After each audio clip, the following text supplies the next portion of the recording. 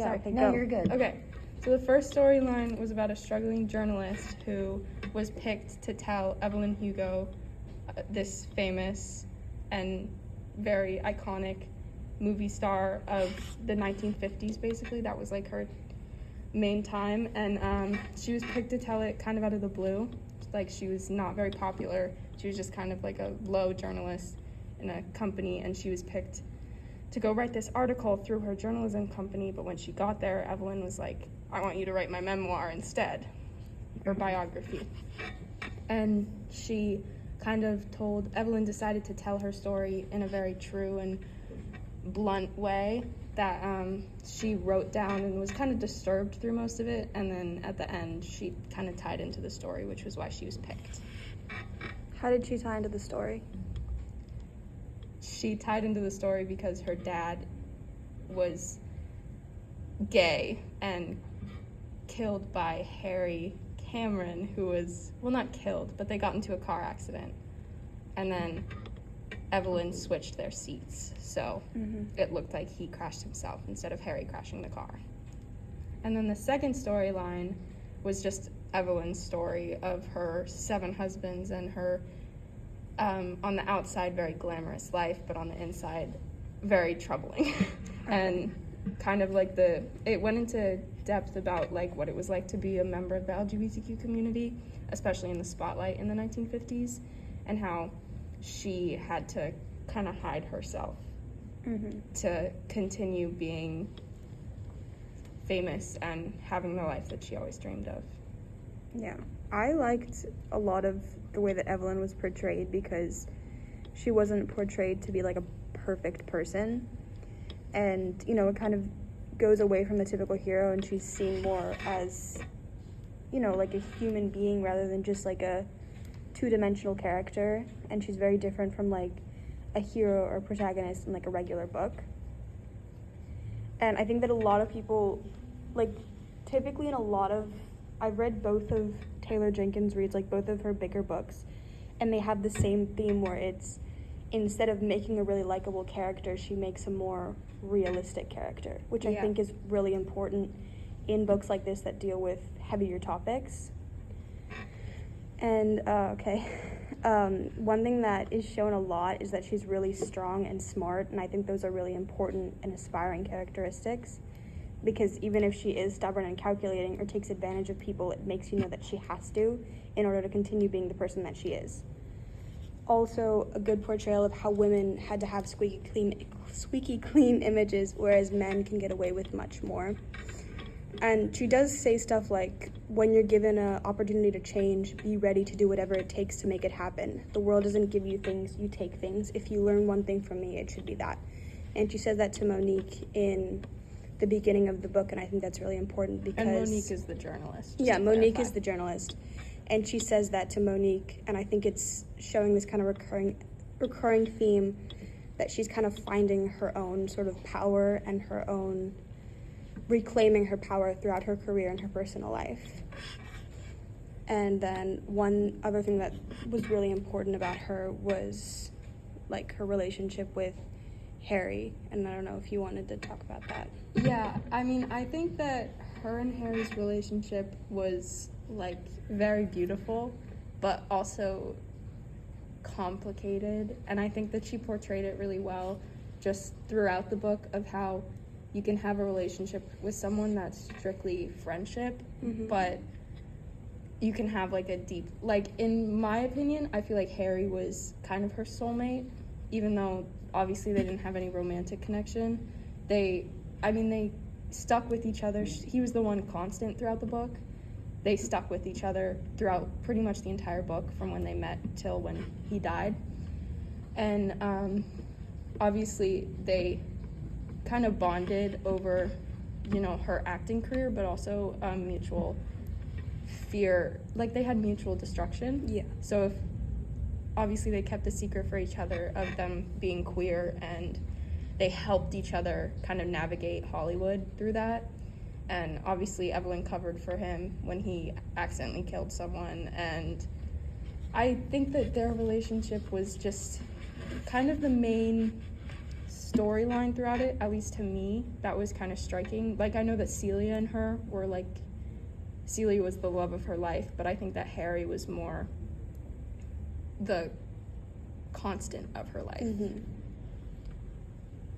Yeah, I'd say that I liked Harry as a character because it kind of portrayed like a non-romantic love, and definitely like she calls him family, and I absolutely agree with that because she kind of left her family and her family wasn't really ever there for her, but Harry was always there, and yeah. Yeah. I think that I agree with what Emma says, that I would phrase it as Celia was her great love, but Harry was her soulmate. And in that way, I would say that Celia did not accept Evelyn fully the way that Harry did. And Celia says something that I was really kind of turned off by, and it was something along the lines of, Evelyn says this after, about Celia.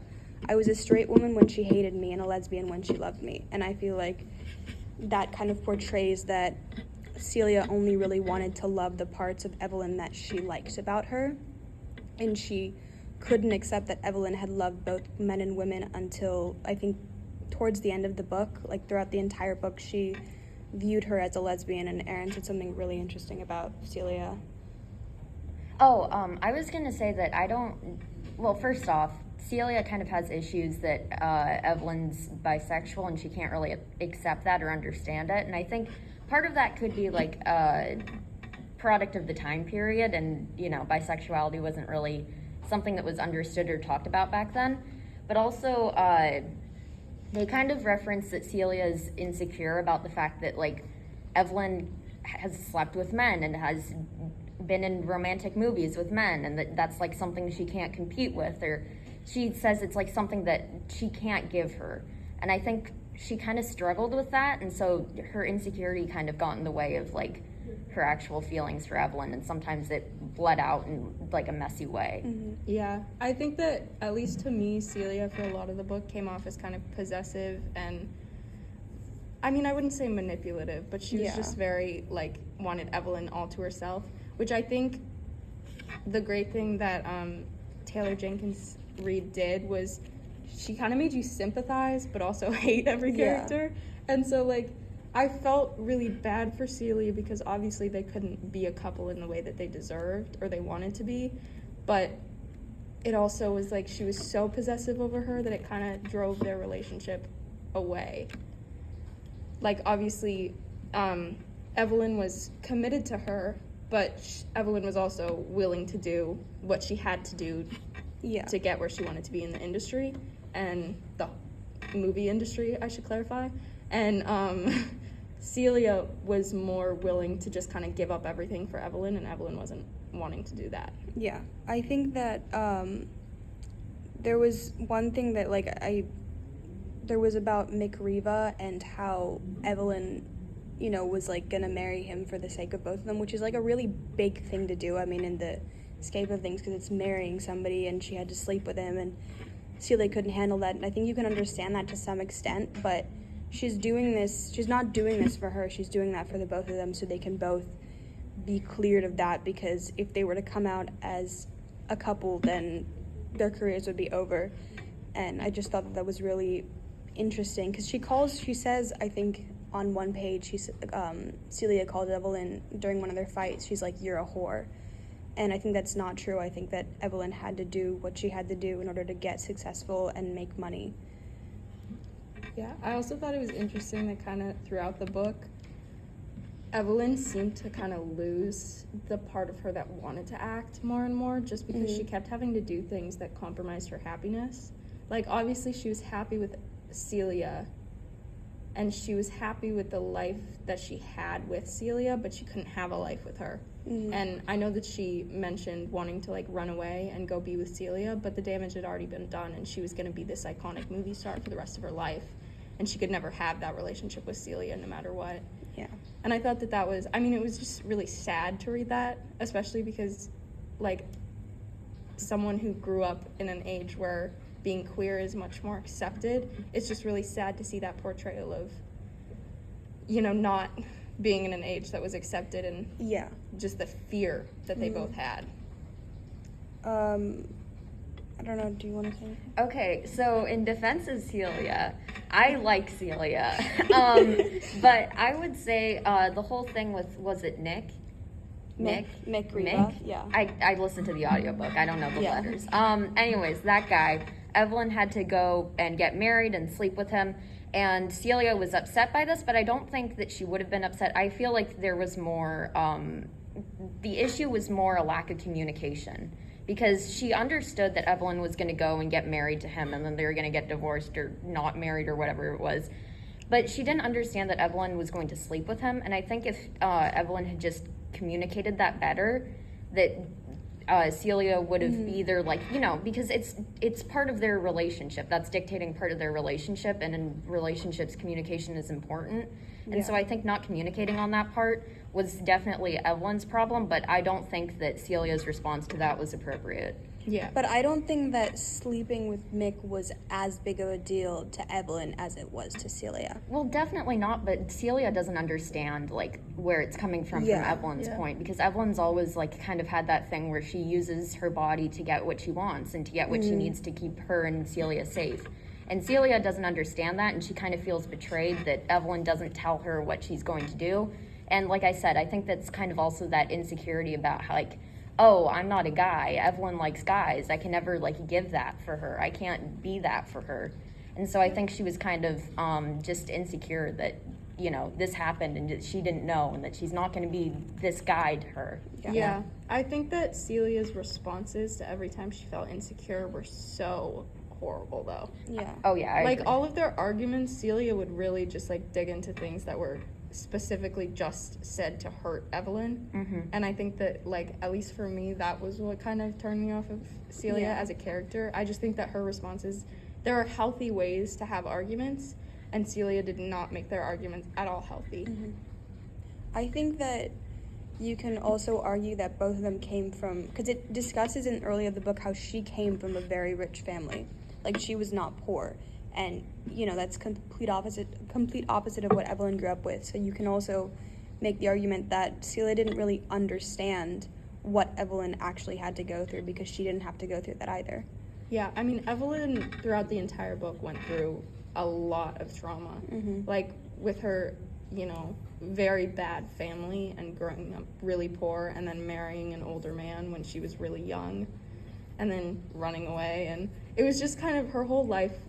I mean, she was kind of set up to not succeed, and so she had to do what she had to do, which was kind of a big theme of the book, was that she just had to do what she had to do to get what she wanted, and she was really passionate about what she wanted, which, you know, I think that to her, kind of going back to what Erin was saying, that sleeping with someone and, like, intimacy in that way, like sexual intimacy, wasn't something that was a big deal to her at all, and it was probably a bigger deal to Celia because she didn't really have to go through the same, like, struggle to get what she wanted that Evelyn had to.